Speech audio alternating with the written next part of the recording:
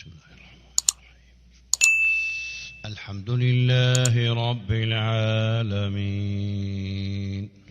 الرحمن الرحيم مالك يوم الدين إياك نعبد وإياك نستعين اهدنا الصراط المستقيم صراط الذين أنعمت عليهم غير المغضوب عليهم ولا الضالين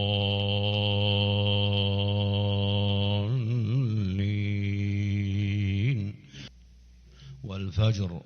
وليال عشر والشفع والوتر والليل إذا يسر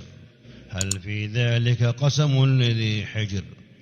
ألم تر كيف فعل ربك بعاد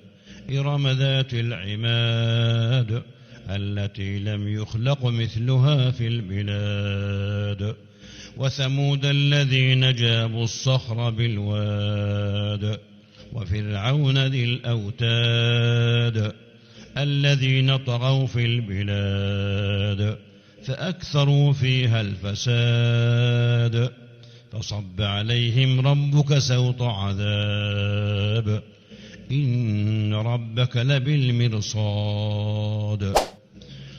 فأما الإنسان إذا ما ابتلاه ربه فأكرمه ونعمه فيقول ربي أكرمن وأما إذا ما ابتلاه فقدر عليه رزقه فيقول ربي أهانن كلا بل لا تكرمون اليتيم ولا تحاضون على طعام المسكين وتأكلون التراث أكلا لما وتحبون المال حبا جما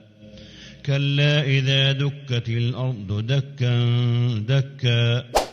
وجاء ربك والملك صفا صفا وجيء يومئذ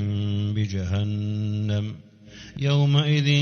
يتذكر الإنسان وأنى له الذكرى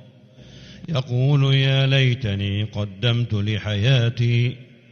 فيومئذ لا يعذب عذابه أحد ولا يوثق وثاقه أحد يا أيتها النفس المطمئنة ارجعي إلى ربك راضية مرضية فادخلي في عبادي وادخلي جنتي لا أقسم بهذا البلد وأنت حل بهذا البلد ووالد وما ولد لقد خلقنا الإنسان في كبد أيحسب أن لن يقدر عليه أحد يقول أهلكت مالا لبدا أيحسب أن لم يره أحد ألم نجعل له عينين ولسانا وشفتين وهديناه النجدين فلاقتحم العقبة وما أدراك ما العقبة فك رقبة أو إطعام في يوم ذي مسغبة يتيما ذا مقربة أو مسكينا ذا متربة ثم كان من الذين آمنوا وتواصوا بالصبر وتواصوا بالمرحمة أولئك أصحاب الميمنة والذين كفروا بآياتنا هم أصحاب المشأمة عليهم نار مؤصدة